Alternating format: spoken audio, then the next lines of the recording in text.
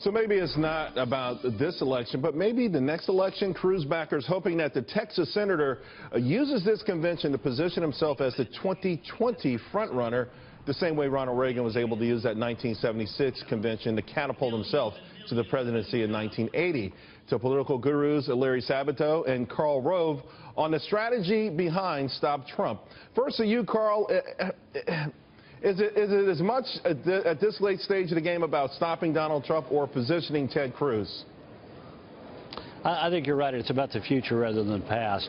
Unlike 1976, when the Reagan forces mounted a battle called Rule 16C, they tried to force Ford at the 1976 convention to name his running mate before they balloted for the presidential nominee, hoping that he would make a mistake. He'd previously chosen Nelson Rockefeller to be his vice president when he succeeded Richard Nixon in the Oval Office, so they were hoping he'd make the same kind of mistake. These rules had to do with 2020 by and large.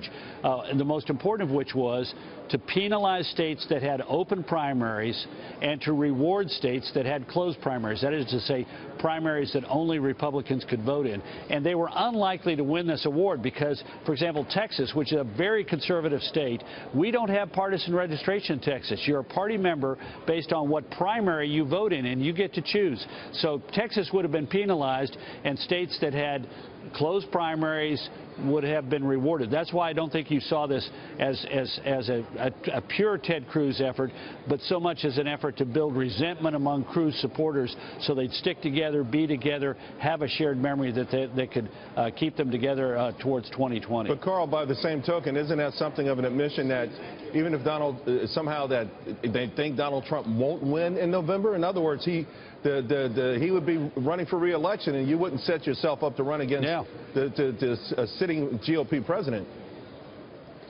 Well, it's happened before on both party sides, most recently on the Democratic side in 1980 in a serious fashion when Ted Kennedy challenged Jimmy Carter. But look, you're right. They probably are betting on Trump losing. But, the whole motivation, I think, was how do we keep our people together? Maybe we win some of these things. Highly unlikely. I mean, when you have a conservative delegation like Texas, the second largest in the country, that would be penalized by this, you're unlikely to get a lot of people saying, oh, yeah, well, we're going to penalize ourselves. California, biggest delegation at the convention.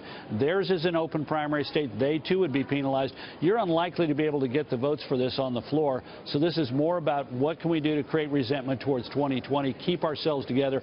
You've seen this time and time again in both parties where in one convention a group of people have united around some kind of a cause in order to keep themselves together for the future. Yeah, but Larry Sabato, it looks like in this particular case they're united against one particular person, and that's Donald Trump. And I got to tell you, in an election that seems razor thin with the margin, with the polls, and where so many people are still undecided, these guys are coming across as bratty, whiny, and just like petulant school kids. So why are they sabotaging their own party to this degree?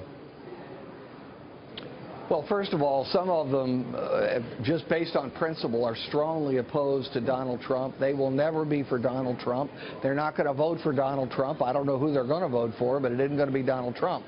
And then you also mix into that some intense ambitions on the part of some people who very much want to run for president in 2020, whether it's Ted Cruz or Marco Rubio or Tom Cotton or just go right down the list.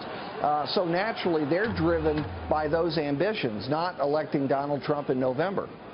I get that, Larry, but by the same token, if you're a registered Republican, you're someone in a hierarchy and you want to represent the party, even if you were never Trump, wouldn't it be just smart to stay home and not show up? I mean, this sort of rabble-rousing, if you will, it certainly does not look good in the mainstream media and has to embolden the other side.